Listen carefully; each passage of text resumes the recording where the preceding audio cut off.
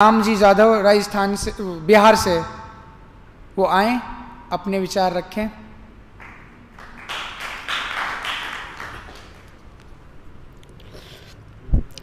सर्वे भवन्तु सुखिनः, सर्वे सन्तु निरामयाः।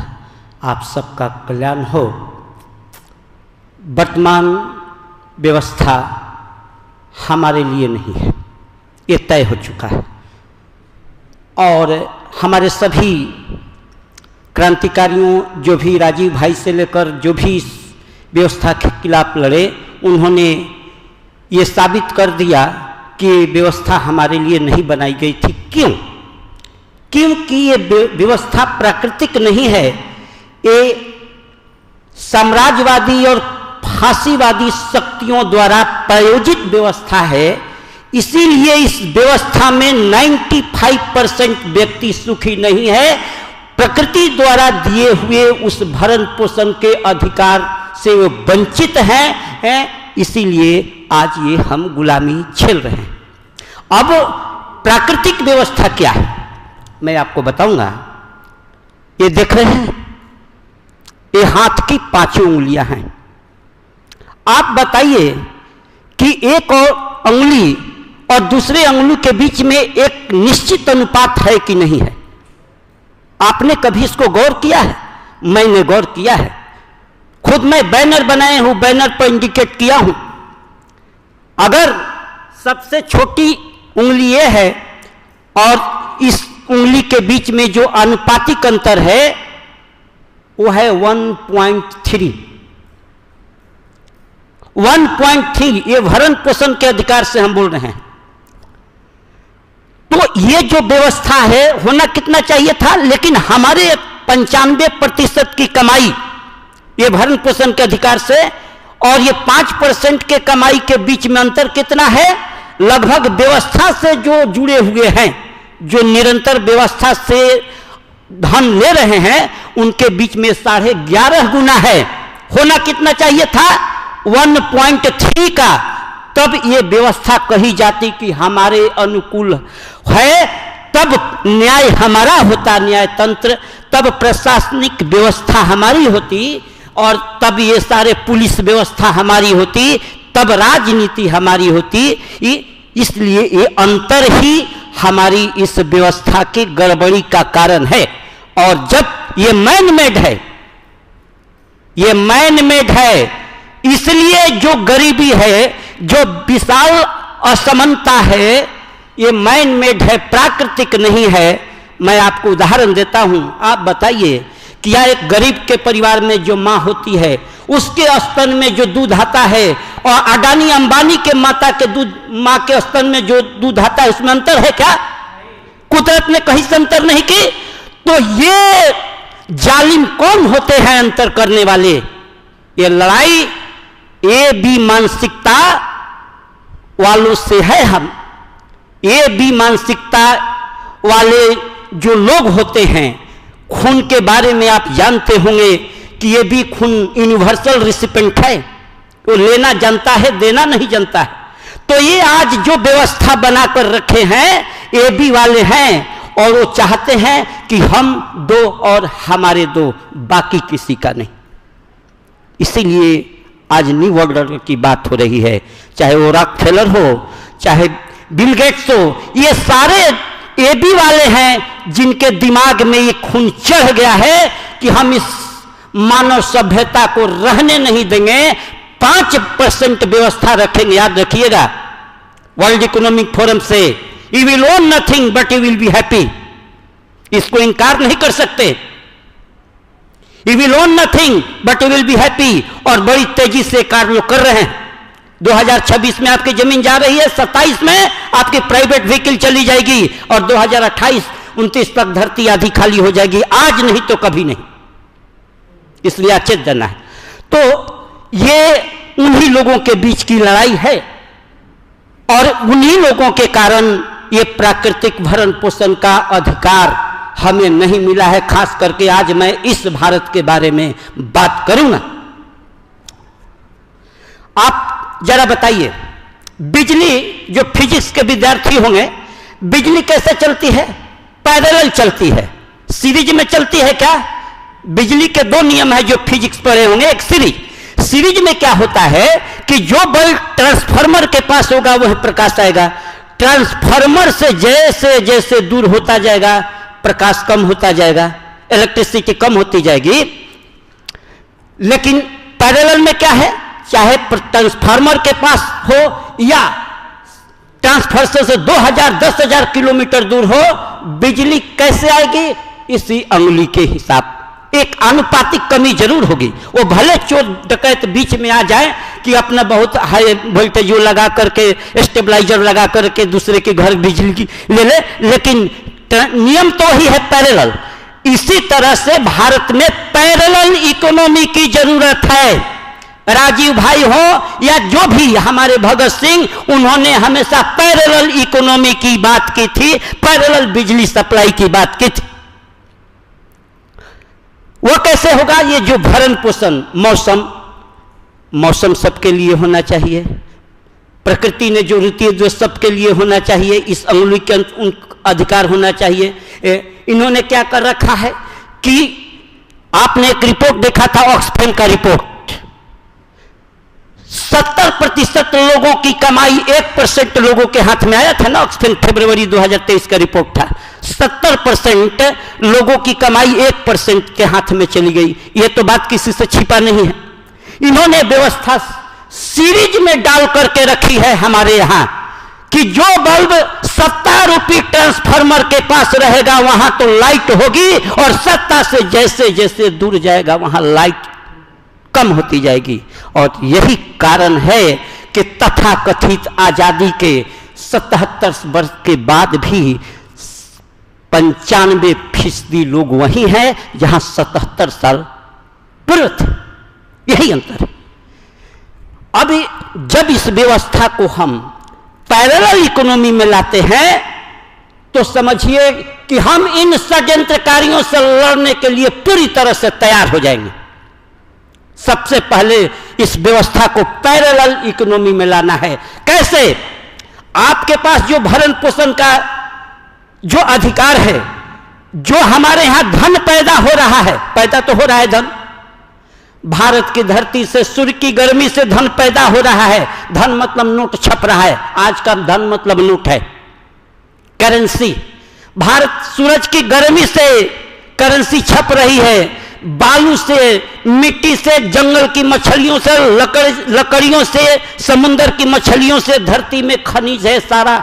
ये तो प्रकृति सबके लिए बराबर दी है कि नहीं, बताइए, बोलिए, आप एक्सेप्ट करवाएंगे आज? ये तो इसके अनुसार होना चाहिए कि नहीं?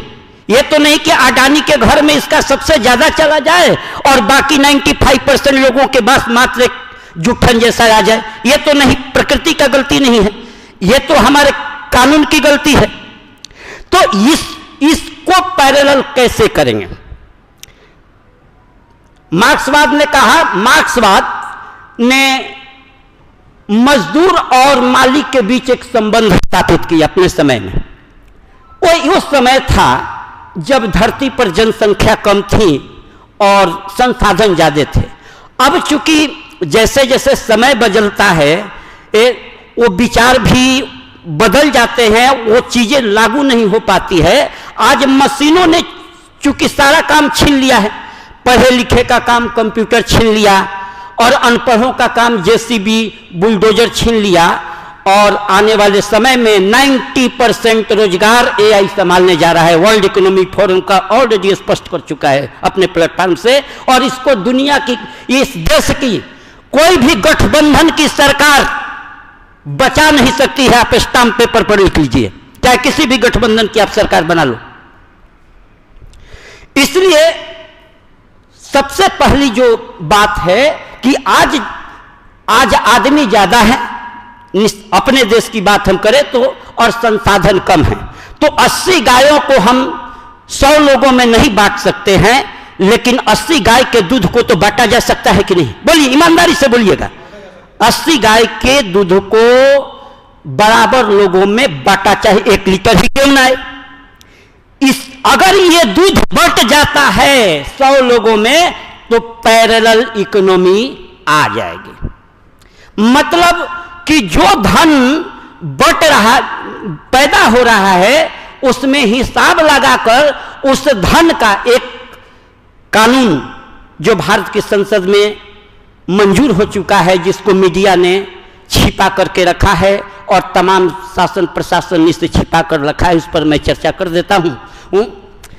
14वीं लोकसभा की इसी पैरेलल इकोनॉमी को लाने के लिए 14वीं लोकसभा के सैकड़ों सांसदों ने इसी प्राकृतिक व्यवस्था को लागू करने के लिए एक याचिका, एक पिटीशन 137 सांसदों के माध्यम से दुनिया के जाने माने राजनीतिक सुधारक विश्वकर्मा भरत गांधी की अगुवाई में 2.5 साल तो पहले सांसदों को पाठ पढ़ाने में लग गया। बड़ी बड़ी गोष्ठियां हुई उनके घरों पर। 2.5 साल बाद 250 सांसद तैयार हुए एक पिटीशन देने के लिए कि देश में अगर पैरेलल इकोनॉमी ला करके लाई जाएगी तभी गरीबी खत्म होगी, तभी गरीबी बेरोजगारी खत्म होगी और ये सारी समस्या खत्म हो जाएगी कि जिसका पैसा है उसको डायरेक्ट मतलब खर्च करने का अधिकार दे दिया जाए। ये नहीं कि बीच में योजना के माध्यम से फलना फलना को, ये तमाम दलालों को ये मतलब लगा दिया जाए, जो आज होता है।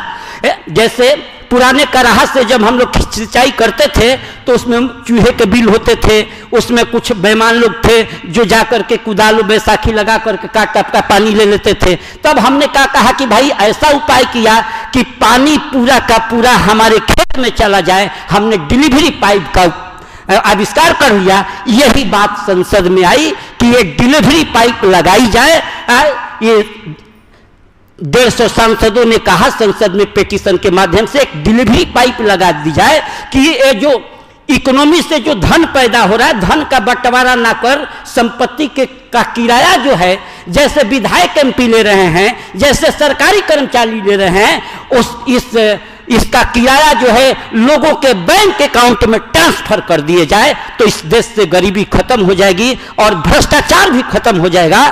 और योजना आयोग ने इस पर सहमति जताते हुए एक ही शब्द कहा कि न रहेगा बांसा न बजेगी बांसुरी, न योजना रहेगी या न डीसीएस या पीसी लूटेंगे, न ठेकेदार को डीलर को लूटने का मौका मिलेगा। देखिए कितना बड़ा खेल खेल रहा है। 5 लाख रुपया आयुष्मान भारत के समय में फार्मा कंपनियों के एजेंट डॉक्टरों को खर्च करने का हमारा पैसा अधिकार दे दिया है। क्या 5 लाख रुपया हम प्रति परिवार खर्च नहीं कर सकते हैं? बोलिए, है खर्च कर सकते हैं कि नहीं? लेकिन यह सवाल कोई पूछ रहा है सरकार से कि हमारा पैसा फार्मा कंपनी के एजेंट क्यों खर्च करेंगे? बीमार हम हैं, बीमार हम हैं, खर्च तुम करोगे, मालिक उस पैसे के हम, तुम खर्च करोगे। यह तो सबसे बड़ी मानसिक गुलामी है। इसीलिए इसका रास्ता निकाला गया कि पैसा देश के वोटर के खाते में दे दिया जाए, हर महीना दे दिया जाए। कितना? औसत आमदनी की आधी रकम आज की तारीख में अगर उसे जोड़ लें तो लगभग 10,000 रुपया प्रति वोटर प्रति महीना हो रहा है। और संसद की एक्सपर्ट 11 सदस्यीय आईएएस अफसरों की कमेटी ने इसे 2 दिसंबर 2011 को मंजूर कर लिया। अब इसके बारे में थोड़ा सा एक लाइन में जिक्र करूंगा कि देखिए, जिस लोकतंत्र को आप कहते हैं कि हमारा नेता है, हमारा पार्टी है, हमारी सरकार है, कितनी गद्दार है। एक घटना का जिक्र करता हूं। जब ये बात संसद में 6 मई 2008 को 450 सांसद इसको समर्थन में आगे लिखित समर्थन के साथ, और 272 की जरूरत थी कानून बनाने के लिए, और 6 मई 2008 को यह तय हो गया कि संसद में बहस होगी।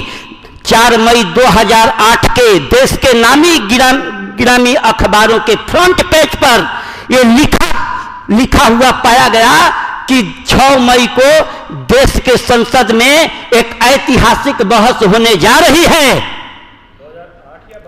2008 6 मई 2008। तब जब ये बात कारपोरेट घराने तक पहुंची तो क्या हुआ? 5 मई 2008 को पार्लियामेंट में बिजनेस एडवाइजरी कमेटी की आपात बैठक इमरजेंसी मीटिंग बुलाई गई और ये पार्टी के जो अध्यक्ष हैं, ये जो कहते हैं कि पार्टी के अध्यक्ष हैं, ये उनके दलाल हैं। इन दलालों को एक वार्निंग दी गई कि अगर कल वोटरशिप पर बहस कराओगे, धन बांटने के मुद्दे पर बहस कराओगे, तो तुम पार्टी चलाने के लिए चंदे का अपना इंतजाम कर लेना। हम नहीं करने वाले हैं, हम पैसा नहीं देने वाले हैं। जब ये प्रस्ताव पारित हो जाएगा, कानून बन जाएगा, तो धन कहां रहेगा तुम्हारे हाथ में कि तुम पारिवारिक राजतंत्र चलाओगे और हमको भी नहीं मिलेगा। इसलिए कल इस पर बहस नहीं होनी चाहिए। और देश के तमाम पार्टी अध्यक्षों ने 5 मई को ही ये लोकसभा स्पीकर सोमनाथ चटर्जी से घोषणा करवाकर और संसद का आपातकालीन सत्रावसान करा दिया, मतलब साइन डाई के लिए संसद को भंग कर दिया गया। तब ये बात सामने आ गई कि ये संसद जो है मुट्ठी भर लोगों का, संपन्न लोगों का प्रतिनिधित्व करती है। 95% लोगों का इस संसद से कोई लेना देना नहीं है। ये बात ये सामने आ गई, इस घटना ने साबित कर दिया। तब इन सांसदों ने आगे लड़ाई लड़ी तो तत्कालीन राष्ट्रपति ये हामिद अंसारी ने कहा कि पहले, हामिद अंसारी थे उपराष्ट्रपति हामिद अंसारी थे। उन्होंने कहा कि ठीक है, हम पहले इसकी एक्सपर्ट कमेटी से जांच करा लेते हैं, क्योंकि हम तो कमेटी के रिपोर्ट पर चलते हैं, अफसर जो कहते हैं उनके रिपोर्ट पर चलते हैं। तो इन्होंने एक कमेटी गठित कर दी संसदीय सचिवालय के ज्वाइंट कमिश्नर से, दीपक गोयल कमेटी। दीपक गोयल जी, उनकी अध्यक्षता में 11 सदस्यीय ये टीम गठित हुई और 3 साल तक इसकी जांच पड़ताल की। योजना आयोग के रिकमेंडेशन को लेते हुए कमेटी ने 2 दिसंबर 2011 को ये प्रस्ताव को मंजूर कर लिया, लेकिन मीडिया द्वारा इस रिपोर्ट को दबा दिया गया, सारे प्रशासन द्वारा इस रिपोर्ट को दबा दिया गया, जिससे ये पैरेलल इकोनॉमी कायम नहीं हो पाई। और उसी के कारण है कि गरीबी के कारण हम कोरोना में 2-2 हजार किलोमीटर चले, नहीं तो उस समय प्रशासन को मार करके मतलब आगे निकल। जैसे बड़े बड़े लोग प्रशासन से नहीं डरते थे, उनके लिए लॉकडाउन नहीं था, उनकी गाड़ियां आती जाती थी, लेकिन हम गरीबी के कारण प्रशासन से नहीं लड़ पाए। जो प्रशासन इस लॉकडाउन में हम पर अत्याचार किया था, ये इसी पैरेलल इकोनॉमी नहीं होने के कारण थी। अब ये पैरेलल इकोनॉमी आज अगर स्थापित हो जाती है तो कल हम न्यू वर्ल्ड ऑर्डर को ध्वस्त करने में कामयाब हो जाएंगे। इस देश का गरीब से गरीब तबका जग जाएगा। चलाओ, एसी डीसी पुलिस एसपी सबको मारता चले, चलो हमारा शरीर है, हम कुछ भी करें, हमारा अधिकार है, हमारी ये धरती है, तुम क्या केस करोगे, चलो हमारे परिवार तो भूखा नहीं मरेगा, जेल में जाएंगे, FIR होगा, पत्नी को भी 10,000 मिलेगा, हमारी बहू को भी 10,000, हमको भी मिलेगा, चूल्हा तो कम से कम पास नहीं पड़ेगा और हर आदमी आगे आ जाएगा। इस देखिए, और संजीव शर्मा ने भी प्लेटफॉर्म पर क्यू भाई पर ये किया स्पष्ट कि सिर्फ सारे टैक्स हट जाएंगे, एक टैक्स अगर मतलब ये लगा दिया जाए, मतलब उसी पैरेलल इकोनॉमी की हम बात करें कि कैसे आज सरकार 1,60,000 करोड़ जुटाने के लिए केंद्र सरकार 40% GST लगाती है, जो हमारे आटे पर भी दाल पर भी लगा है, ये तो मालूम है ना। 40% GST केंद्र सरकार लगा रही है हम पर 1,60,000 करोड़ जुटाने के लिए। अगर पैरेलल इकोनॉमी कायम हो जाती है तो जानते हैं क्या होगा, देश के प्रत्येक वोटर का रिश्ता खजाना से जुड़ जाएगा, जैसे अडानी अंबानी का जुड़ा है। प्राकृतिक व्यवस्था क्या करती है, कहती है कि जो खजाना है, खजाने से पहला रिश्ता किसका होना चाहिए, वोटर का, जो व्यवस्था को बनाता है, व्यवस्था को बनाने वाले का रिश्ता पहले। तो वोटर, खजाना से पैसा कहां जाएगा, वोटर के पास। वोटर मालो माल होगा कि नहीं होगा, गुलजार होगा, तो वोटर मार्केट में पैसा खर्च करेगा। मार्केट में जब पैसा खर्च करेगा तो मार्केट में डिमांड बढ़ेगी, डिमांड बढ़ेगी तो सप्लाई बढ़ेगी, सप्लाई बढ़ेगी तो उत्पादन बढ़ेगा। और आप टैक्स देते हैं, आप इनकम टैक्स को ही टैक्स मत मानिए, इनडायरेक्ट टैक्स आपसे लिया जाता है। आप हर दिया सलाई पर भी देखे होंगे, इंक्लूसिव ऑफ ऑल टैक्सेस 1 रुपी, है कि नहीं? हर पर टैक्स सरकार लेती है। तो बताइए कि आज 5 गुना सामान पैदा हो रहा है और ये पैरेलल इकोनॉमी कायम होने से, वोटरशिप का पैसा खाता में आने से वोटर मार्केट में खर्च करेगा, उत्पादन बढ़ेगा, तो बाजार में खर्च करेगा, बाजार से पैसा, मार्केट से पैसा सीधे सरकार के पास जाएगा कि नहीं? बिजली कहां से गई? ट्रांसफार्मर से चली, दूर दराज से होते होते फिर बिजली के पास चली आई। यही चक्र है। पहले जमीन से पानी भाप बनता है, ऊपर जाता है, तब बारिश होता है, फिर भाप बनता है, फिर ऊपर जाता है, बारिश होता है। इसी तरह से वोटर का रिश्ता खजाना से पैसा मार्केट में, वोटर से पैसा मार्केट में, मार्केट से पैसा सरकार के पास, सरकार से फिर खजाना में, खजाना से वोटर में। ये इकोनॉमी कायम रहेगी। यही प्राकृतिक व्यवस्था है और यही व्यवस्था लोगों को आज़ादी दिलाएगी। इसके लिए जनता सरकार मोर्चा भी काम इसी व्यवस्था के लिए। और तब जनता ही सरकार है। बोलिए, जनता सरकार होगी कि नहीं होगी? क्योंकि आज 5 साल में 2 महीने के लिए जनता मालिक होती है। नेताजी लोग आते हैं, मालिक देखिएगा मेरा भविष्य आप ही के पास है, आज बस 2 महीने तक, उसके बाद तो जनता को लात मारते हैं। लेकिन जैसे ही पैरेलल इकोनॉमिक से जुड़ेगी, आओ हमारे पास भी उतना ही बिजली है, उतने वोल्ट का जितना तुम्हारे, भले सब मत मेरे पास 440 वोल्ट का है, तुम्हारे पास 12 से बड़ा 500 वोल्ट का होगा। लेकिन ऐसा नहीं कि 1 वोल्ट का नहीं, तब ये दारू मुर्गा दिन नहीं देंगे। आप पैसा देंगे, आप पैसा देंगे। और बताइए कि कितना टैक्स कलेक्शन होगा, राजस्व कितना जाएगा? बताइए। मेरा आकलन है 300 गुना सीधे राजस्व कलेक्शन होगा। सरकार को जीएसटी लगाने की जरूरत पड़ेगी? बताइए, ईमानदारी से बताइएगा। 300 गुना।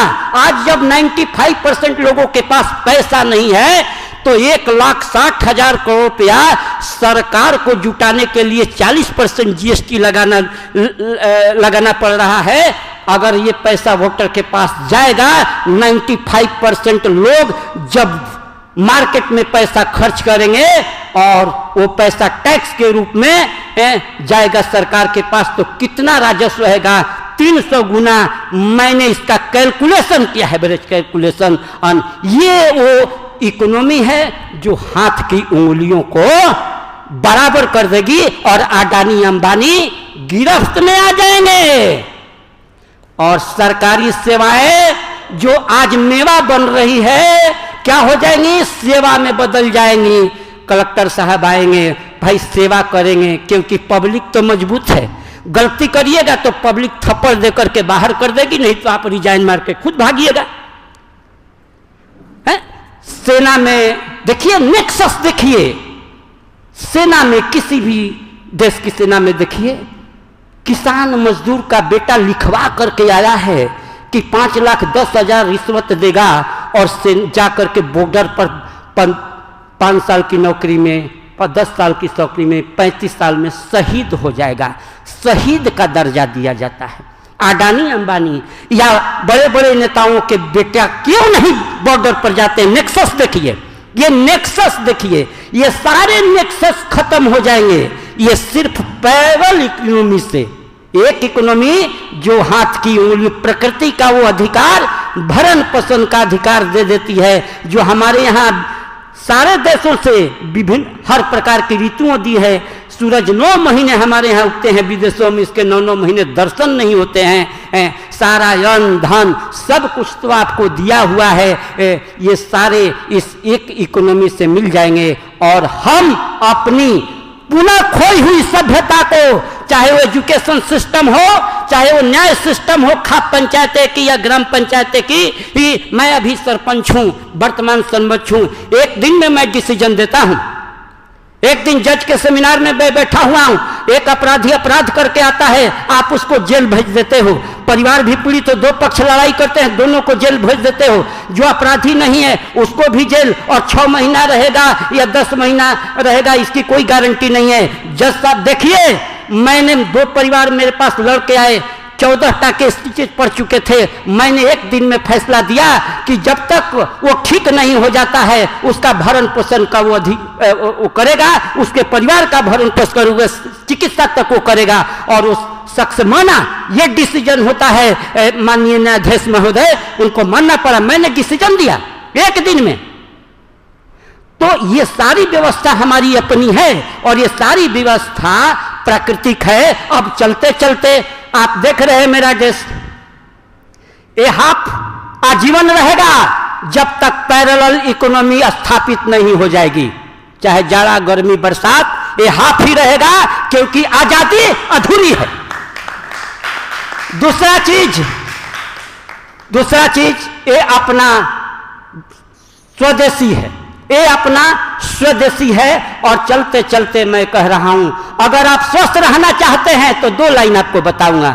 सभी स्वस्थ रहना चाहते हैं तो आप बताइए आंसर कि आप खाने के लिए जी रहे हैं कि जीने के लिए खा रहे हैं? बोलिए। जीने के लिए तो 2 जून भोजन पर आ जाइए। याद रखिए, 1 बार रोगी, 2 बार भोगी, 3 बार रोगी। 3 बार जो खाना खाएगा वो रोग होगा ही है। ये शरीर भगवान का बनाया हुआ है। ये एलोपैथी इसको नहीं समझ पाता है। समझ पाया न समझेगा। बाजार आपकी जरूरतों को नहीं समझता। याद रखिए, बाजार में और कल्याण में ही अंतर है। बाजार कल्याण को नहीं समझता, वो अपने स्वार्थ को देखता है। और एलोपैथ एक बाजार है। आयुर्वेद यानी हमारी अपनी चिकित्सा, ये भगवान की दी हुई एक कल्याणकारी व्यवस्था है। इसीलिए शरीर इससे बीमार नहीं होता। आयुर्वेद इससे, एलोपैथ से बीमार होता है, जिसका नाम है FDA, food and drug authority. किसके पास है? अमेरिका के पास। क्यों? भोजन से आपको बीमार करेंगे, दवा से ठीक नहीं होने दे, जिंदगी भर ATM बना के रखेंगे सब। तो आज से 2 जून भोजन पर आ जाइए। और माता भूमि पुत्रो अहम पृथिव्या, पृथ्वी हमारी माता है, हम उनके संतान हैं। आप पृथ्वी की गोद में आ जाइए। जितना ज़्यादा हो सके नंगे पर धरती माँ की गोद में रहिए। आप अपने ब्लड प्रेशर चेक कर लीजिए। 10 घंटा 12 घंटा नंगे पैर रह करके आप अपना मतलब शुगर चेक कर लीजिए। प्रत्यक्षम किम प्रमाणम, ये हमको प्रत्यक्ष देखिए। मैं 24 घंटा में 2 ही 4 घंटा चप्पल पहनता हूँ, कहीं जाता हूँ तो नहीं तो न मुझे गर्मी का एहसास इसमें होता है, न कांटे का एहसास होता है, न जाड़े का एहसास होता है। ये बॉडी भगवान की बनाई हुई है। एलोपैथ बाजार की सोच जहाँ खत्म होती है, ये बॉडी की सोच वहाँ से शुरू होती है। वहाँ जहाँ उनका विज्ञान खत्म होता है, ये बॉडी का विज्ञान वहाँ से शुरू होता है। इसलिए ये निरोग नहीं रह सकते हैं। इसलिए इनके पास क्योर का रास्ता नहीं है। जानवरों से सीख लिए। कुत्ता बीमार पड़ता है तो प्रकृति की गोद में जाता है, हम बीमार पड़ते हैं हॉस्पिटल की ओर भागते हैं। देखिए, आप अपना IQ लेवल की जांच कर लीजिए। जानवर बीमार पड़ता है तो प्रकृति की ओर, घास की ओर भागता है, हम टैबलेट की ओर भागते हैं। हमने इसको आजमा दिया। हमारे यहाँ फीवर होती है 3 days fever protocol. First day fasting. क्यों? कि शरीर को बाहर से इन्होंने 1000 डिजीज 10,000 डिजीज पैदा किया है। बताइए, 10,000 बीमार होने के रास्ते 2 हैं। एक बाहर को जो पैथोजन जाता है, और दूसरा अंदर का सेल पैथोजेनिक हो जाता है, जिसे ऑटो इम्यून डिजीज कहते हैं। और जो आपके स्टाइल के कारण है, जो आपके FDA के कारण है। ऑटो इम्यून डिजीज आपके FDA के कारण है। तो ये चीजें आप समझ जाइए। आप आज से ही स्वस्थ रहना शुरू हो जाइएगा। मतलब पैकेट की चीजें बंद, और जितने ये फास्ट फूड है बंद। इसी के साथ सर्वे भवन्तु सुखिनः, सर्वे सन्तु निरामया। आप सबका कल्याण हो।